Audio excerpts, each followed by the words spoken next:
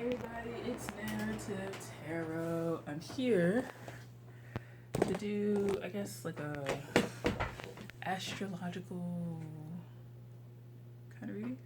Yeah, there you go. Yeah. So, yeah. Come like subscribe to the channel. I do tarot readings on here. I haven't done tarot on this shit forever.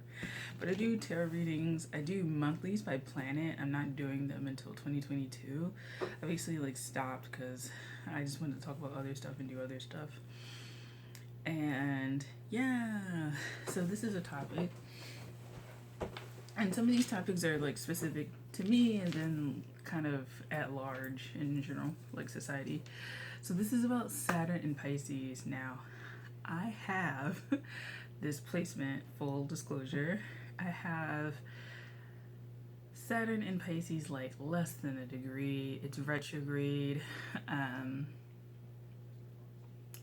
So I think people who were born like probably like 94 to 97, somewhere in there, would have like Saturn in Pisces, really. Like a true like Saturn in Pisces, is in like they're really in it. I have it when it was retrograding back into Aquarius, that time period. So it was less than a degree in, but I still feel like I have like the feelings of Saturn in Pisces, like legit. And it does cross over just a little bit for me into Aquarius. So my 7th house is Pisces, my 6th house is Aquarius. If we're doing like even chart thing, I know like depending on how you put the chart, like the houses kind of like overlap and like stuff is weird. Like, you know, your house is like Scorpio and then it kind of looks like 15 degrees in its transition. Like it's like a lot. And so it depends on what system you're using. I'm in Western astrology though, not Vedic. And so just wanted to talk a little bit about it because I was talking to someone and I like considered like once I finish my studies, like kind of leaving. And so I was like, where to go? Where to go?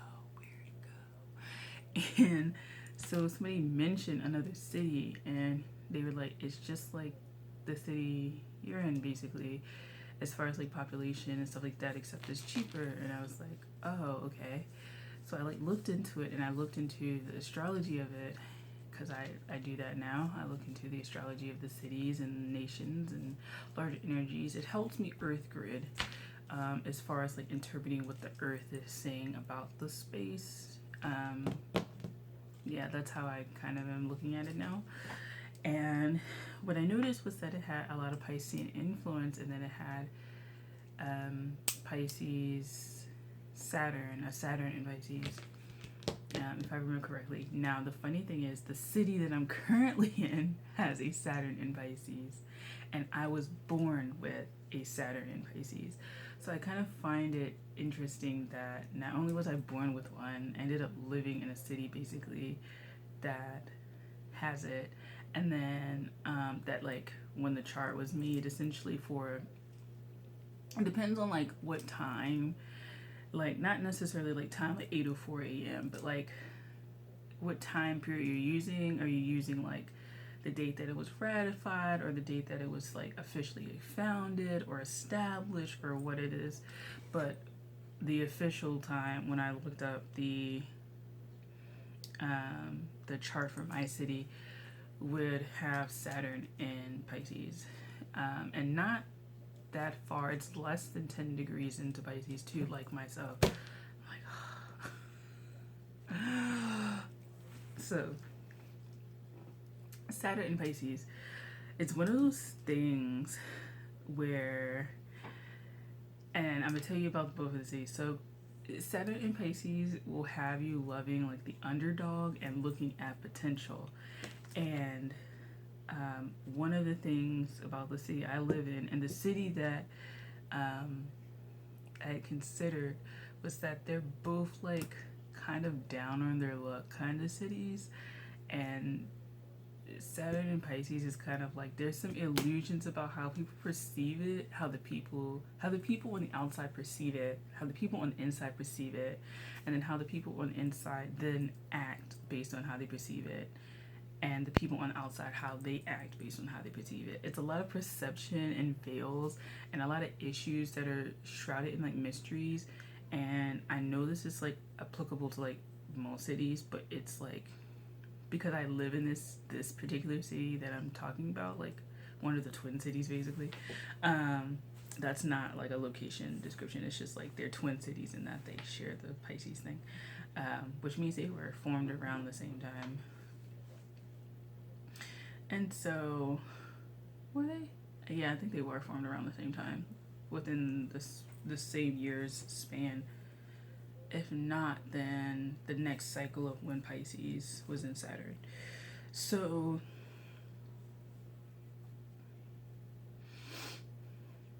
yeah, it's like this weird space, and it feels like issues are like always there, like never ending. There's like a weird space of like how to figure it out, but I just find it so interesting with the Saturn Pisces. So if you have Saturn Pisces, you probably like the underdog in some way. I'm not going to say you like being the victim or anything like that, because I feel like people like to just put Pisces in that like martyrdom kind of category, but it's like you'll be the person that falls in love with potential. I think anything in like anything in Pisces, like there's a potential and there's a reality, and like sometimes they overlap, like the potential and the reality overlap in that like the person or group of people or whatever it is that you're perceiving or seeing or looking at, analyzing, is moving in the direction that's evolving, and that they're very aligned. But what happens with this is kind of like that's not happening. And Saturn in Pisces wants you to see when that isn't happening. So mine is in the 7th house, which is like house of marriage and stuff like that. Your 5th house is also kind of relationships, but the way that I've read it, it's more like casual flings, like your sexy relationships, your flings, your hoe phase, things like that, as opposed to your 7th house is when you would more likely establish like some sort of longer commitment, because also you're getting, and now the upper houses, you're starting to get into the upper houses where things are longer commitment, they take longer to revolve around the sun. The impacts are longer lasting, the impacts are more generationally impactful. So Saturn in Pisces wants you to understand like the implications of this stuff. So for me, it would be considering the implications of this move in this particular situation, what I was talking about. But consider the implications, the long-term implications, what you're gaining and what you're losing, and are you willing to gain this through the loss of this? Are you willing to do the trade-off that you need to do? Because if you aren't, and you go ahead with it anyway, then you would be in that martyrdom kind of thing when you willingly signed up for it, as opposed to you waited up and you were optimistic, but you prepared and things just happened to go awry. Through your preparation, you do get some sort of reward, because when you're prepared, you can be a lot more optimistic. And that's something also, this is just like me channel, because I don't think about this shit all day, but like when you are prepared, you can be a lot more optimistic about your situations when shit goes left. This is my left. I don't know how it's going to show up on the camera, but when shit goes left, when shit hits the fan, like you can be a lot more optimistic and you can be a lot more assured. And that's something that Pisces also needs, is like to be assured. And it forces you to be assured in your actions, to choose a direction, to not just leave things very open-ended with people, with situations and things. This would be the sign combination that and this is something I can say personally in my own life, is like closure, the ability to have closure, the ability to understand when something is over, when a cycle is done, and when you need to move on, and when other people have moved on. Because with Pisces, and this is something about my past that I kind of realized. So I had this friend when I was like really, really, really young. Like, I went to like elementary school with him, and like I guess like a family member was like dating their mom or something like that. But he like came over and stuff like that. And Piscean in general, this energy of like people leaving and you not noticing, because I remember like, or there's some sort of melancholy around people. Let's get into it. So it was so I was in elementary school, like first grade or something like that. I don't remember what grade this person left, or this like his mom and like he and his mom left, because I remember just like distinctly nearly a decade later, like I feel it like a decade later, it's like, wait, where's that where's that person?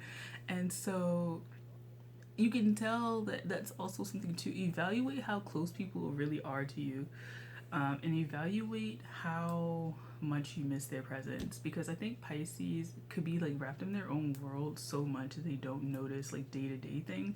Because I literally was talking to this person, and it's almost like when you're a baby, like you don't remember stuff, but I was like fully aware of this person, but I don't remember, and I don't know what happened to where I blocked that memory of that person leaving.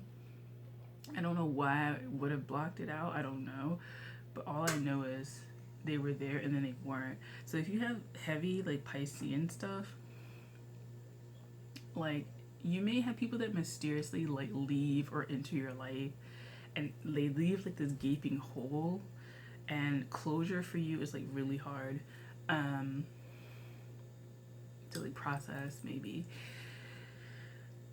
which is so funny. People may come in through your like esoteric studies and stuff like that, or your transcendent studies, or something where you're trying to transcend. They may come at really opportune times when you need to transcend something, or when you need to learn something. That's something I found throughout my journey with the person that I actually started my spiritual journey basically through meeting, is that you will meet people that spark that, but it'll be like a hard lesson in terms of like hard realities that you have to face. And I think I was looking at exaltations, and I'm gonna probably do a series on this at some point. But like when I was looking up exaltations of Neptune, it actually I think is exalted in Leo, which if I remember, it's so funny because I have a lot of Leo Piscean placements. Like my 5th house of Leo is technically Capricorn, but Neptune's there. My 7th house, I have Saturn, which actually is my 5th house with Capricorn, right? Cool.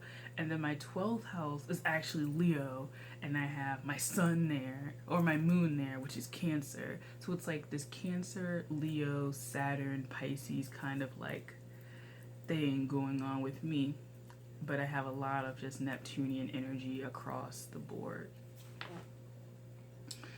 So just people leaving your life, you blacking out for periods of your life. Either that's because of abuse and you're trying to black it out, trigger warning, like you've blacked out abuse, or like you've gone down the rabbit hole of your own fascinations to the exclusion of everything else.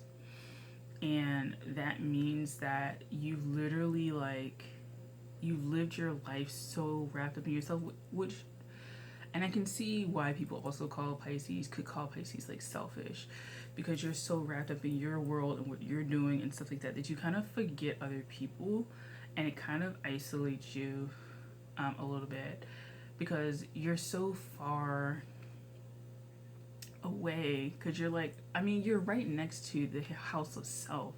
But in terms of the journey, if you were looking at the journey as like a string, you're like the furthest out.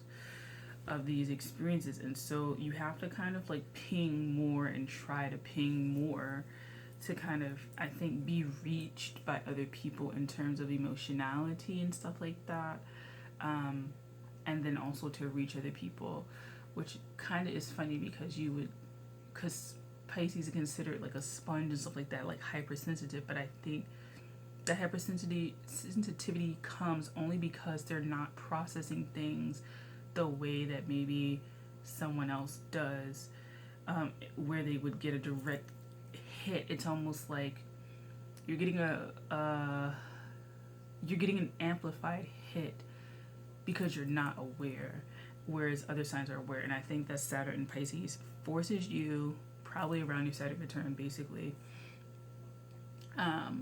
to be aware. And so for me, I'm aware of a lot of stuff now, and you have an option with Saturn to like go down the rabbit hole, the shithole, and like stay there, but your life is just never going to flourish. Or you can like own up to what you're seeing, really seeing, understand what you're really seeing, what you want to see, and understand why you wanted to see it. Because Neptune, I think working with Neptune, and I love Neptune, I fucks with Neptune, asking the question why helps cut through like a lot of stuff. And why can be as simple as like a single word, like loneliness. Like, why am I with him? Loneliness. There you go.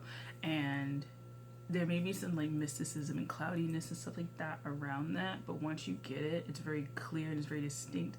And I think the thing with the Leo Neptune, and that's why I'm very excited for like Neptune and Aries, because I want to see what this is like.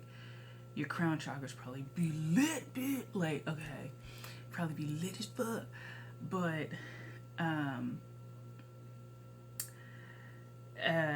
once you see it, you can't unsee it. Once you know it, you can't unknow it. And I think that's something that Pisces, that's where the escapism, like, you can't unsee like trauma. You can't unsee hurtful things. You can also can't unsee, on the positive side, things that have helped you and nurtured you and stuff like that. And those things get amplified a lot. But the traumatic stuff gets amplified too. And if you do start to blip out, then it becomes like an issue, because not only can you not recall it, now that pinging that you get it becomes very disquieting and very unsettling. There we go. It becomes very unsettling because it's like, you know, something is there, but you can't see it and you can't find it and you don't know why you're feeling it. And Saturn doesn't make it easy. It kind of forces you, because it's also ruling like karma and time. It's like that. It's usually something in your past that you're going to go back and look at. Something in your past, or something generationally, because it's like it's starting to be, I mean, Jupiter is considered more of a generational planet, but Saturn really is like that demarcation between like a generational planet, where like you really got to look back with that. So it's like a lot of time warps and stuff like that. And if you're not careful as Pisces, you're gonna get lost in like a time loop type stuff, because also like transcendent, and you're dealing with time and you're dealing with stuff like that. And so just Saturn in Pisces just has like a lot of lessons to teach you regarding like being clear and open and honest with yourself, and that way you can see the world in a much better place. It's not as scary. It will demystify and de-escalate the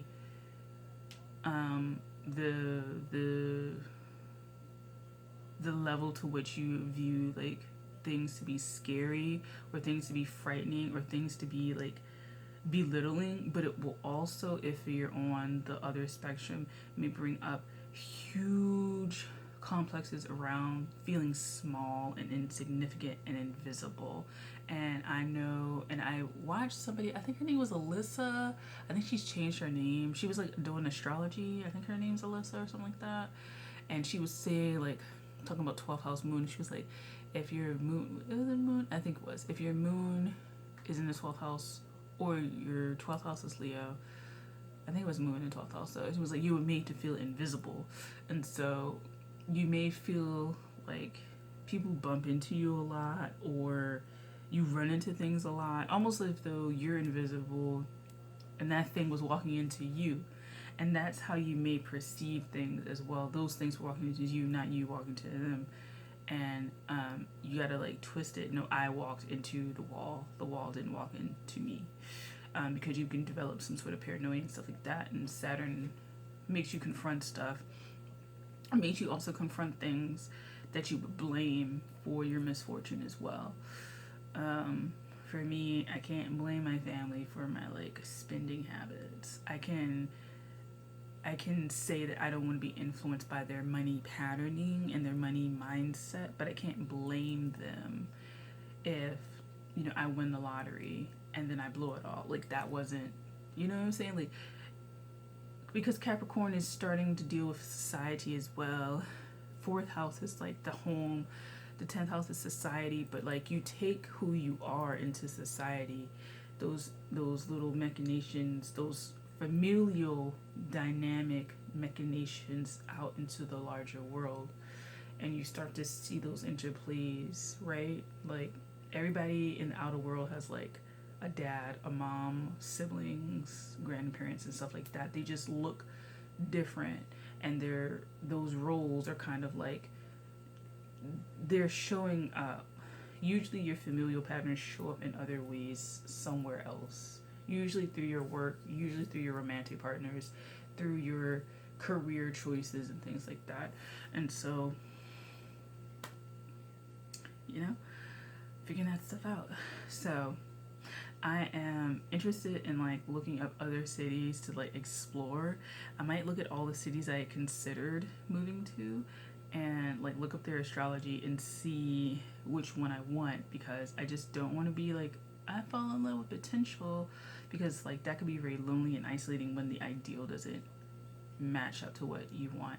I was going to do a video on Aquarius and how Aquarius is kind of the ultimate idealist, and that's why it's kind of a fixed sign and can have such a harsh shadow to it, because it's such an idealist. But that's a video for another day. I'm just kind of saying it out loud so I can explore it. The idealist and the collective dream. The collective dream comes from working on yourself and then pushing yourself outward into society. Things like that. So this is Saturn in Pisces and a little bit of Neptune and Leo. So, alright. Thank you for watching this long video. I was going to do another one. I was going to do a pick a card. I might just do that next week or next month. We'll see. I probably have one more good video in me before the week is starting and I have to do like work stuff and school stuff again because I go back to school. So thank you for watching. I'm glad to have been able to talk to you about this and explain where I'm coming from. But yeah. All right. Thanks. Bye.